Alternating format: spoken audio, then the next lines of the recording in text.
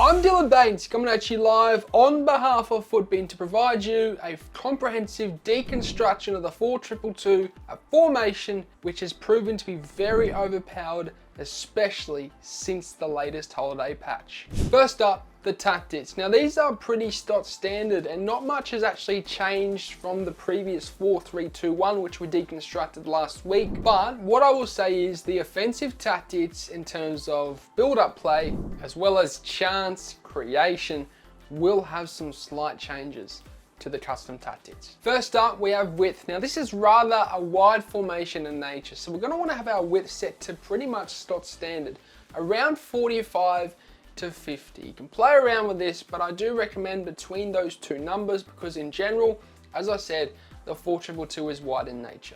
We then have the depth. Now with depth, this again is the same case. With 71 activating the team press constant pressure, it will really depend on what skill level you are in terms of your defending.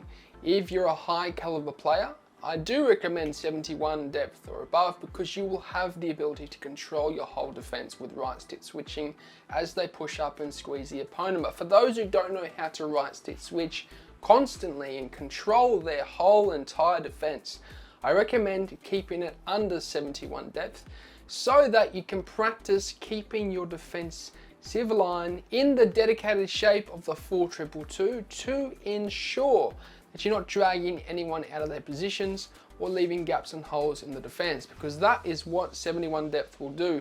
It will cause you to leave gaps and spaces if you don't know how to control your defense properly. Now in terms of offensive tactics, as I said, these are a little bit different to the 4-3-2-1. You're going to want to have your build-up play set to balanced and not on fast build-up. That is simply because with the 4-2-2 you can alternate between two styles, fast tiki-taka passing as well as building up slowly and keeping possession, and balanced allows us to do that. And then we move on to chance creation. You're going to want to have this on forward runs, and that is simply because it will link to how we build up with this formation, which I will deconstruct in the final segment of this video, as it will cause your wing bats as well as the lamb and the ram to push forward and make overlapping runs, which is what we want when it comes to the wing attack technique that, as I said, I will deconstruct at the end. Width for offense is standard. Again, you're going to want to have this between 45 and 50. Plays in the bots is left on sits. We then have 3 and 3 for corners and free kicks. Moving on into the instructions, and this is rather important because what we will actually do in terms of setting up the 4-2-2 in attack is have alternate attacking strategies on either side, because as we know, the 4-2-2 mirrors itself in terms of the actual setup of players with this formation, and we can alternate how we attack on either side. For the right side, you're going to have your striker that is a pacier striker, one that will get in behind a lot more to be set to get in behind. You then want to have your ram on the standard player instructions, nothing changed there. Your right CDM to stay back while attacking and cover center, and your right back to balanced, as well as your centre back on the standard instructions. Now what we've done here is we've set our player instructions to have a more of an in-behind counter-attacking style on that right side, and that will allow us to play the striker in behind a lot more and in general counter-attack on that right side. When it comes to the left side, however, we're going to have a different strategy. It's going to be more direct, and you're going to be building it up a little bit slower on this left side. Your left striker will be left to balanced.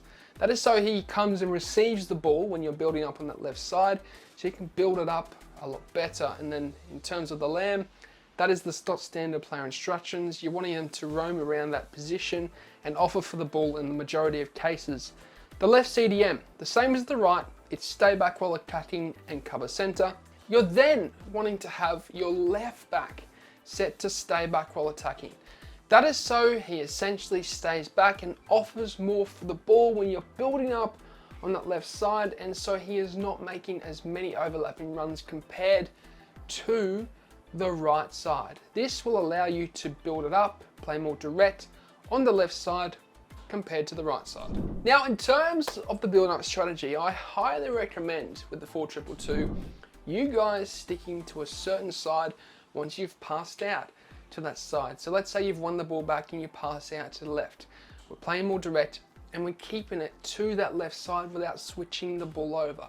What does this do? Well, essentially it drags the defense out from minute one, so that by the time you get down towards the corner flag area, the defense will have shifted to the mats, out to that side, so you can recycle it quickly into the middle to break down the defense and essentially exploit the gaps and spaces that you have created from dragging the defense out to that side.